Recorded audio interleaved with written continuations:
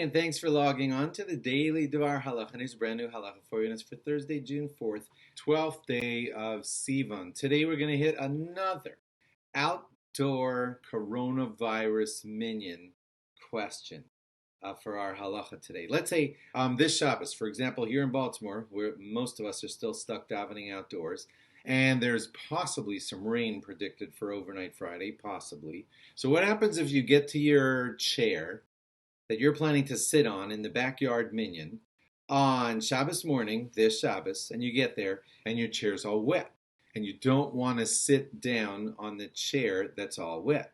So you want to just turn over the chair and have the water run off the chair so you can sit on it, right? Problem is, you're not allowed to water the grass on Shabbos. That helps the grass grow, and you're not allowed to water grass to help it grow on Shabbos. Even if you're not like intending for it, but if it's for sure going to happen, you're not allowed to just pour water onto grass. So we're going to look into that right now. So first of all, we're going to see a possible leniency, but don't tune out. You got to hear me out till the end here. There is a possible leniency which comes from this Mishnah Brura, which was discussing washing clothing on Shabbos. Here, watch. The Mishnah Brura says, "Lefi hamavuar b'seifim elu." According to what we've learned in these seifim, beged sheyesh bo lichluch, clothing that has like dirt on it, lekuli alma, according to everyone, shriyaso zehu kibuso. So, dunking it in water is like washing that towel. You'll see where I'm going with this. Just hang with me here. Sarich li zahir shelo lishpoch shum mayim letoch kli sheshruim bo begadim. So if you have a bunch of clothing sitting in a laundry tub, don't pour water on it because you're going to end up washing the clothing. Okay? Don't pour water onto clothing because they're going to get a little bit laundered from that, and you're not allowed to launder on Shabbos. Now watch what he says. This is going to be important for us. Im lo shehamei mishra olim mikvar lemala al habegadim mistabra demuter.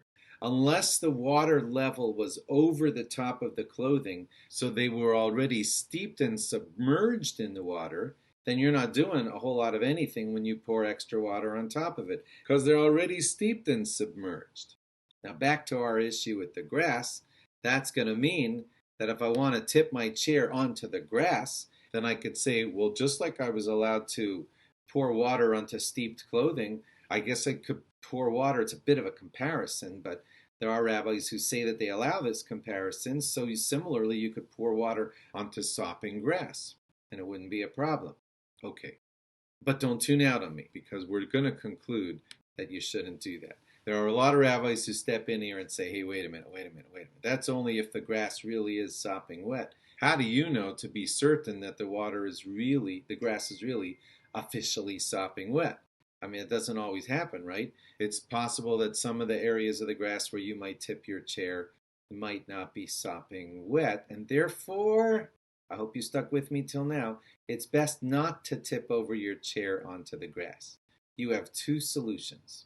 Number one, tip over your chair onto the concrete area if there is one, and if the water runs onto the concrete, no growth is going to happen from that, and even if the water dribbles from the concrete later onto the grass, that's not your issue because you dump the water onto the concrete. So if possible, your best solution might be to tip the chair onto the concrete.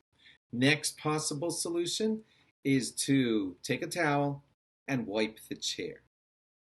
Take a towel and wipe the chair. And some of you are smart and probably wondering the question of, wait a minute, but then I might be laundering the towel if I put the towel over the water on the chair. So to that, we're going to go look in the Shulchan Aruch, who says this. He says, Shulchan Aruch here had said, if you want to know this, that when you do Netilas Yadayim, it's good to shake off your hands from the water and then put them on the towel so you won't be like washing the towel. The Ramoshe Esrelus, the Haggah, said instantly to that, you don't have to worry that the towel is getting cleaned when you wipe your hands on it. We never say soaking a beged, soaking clothing is washing it. In such a case, rak derech lichluch. That's only dirtying the towel. It's not washing the towel. V'cheino again, and so is our custom. Now that would mean similarly here, when you got the chair and you have some water on the chair and you don't want to sit down on a wet chair, if you take the towel and wipe the chair dry, not squeezing out any water, of course, but just a gentle wipe with the towel, you're not washing the towel because this is derech lichluch. The towel is getting more dirty when you wipe it on the chair. And therefore, your two best solutions to your wet chair over the grass on this Shabbos morning, if your chair is wet, is either tip it onto the concrete or wipe it with a towel, and you don't have to worry that you washed the towel. Thanks for logging on. And hey, for you guys who are already davening indoors, well, kol hakavod. Good for you guys. But do be careful. Do be careful. We're still not all the way there yet. Thanks for logging on. Log on again tomorrow for more. Bye-bye.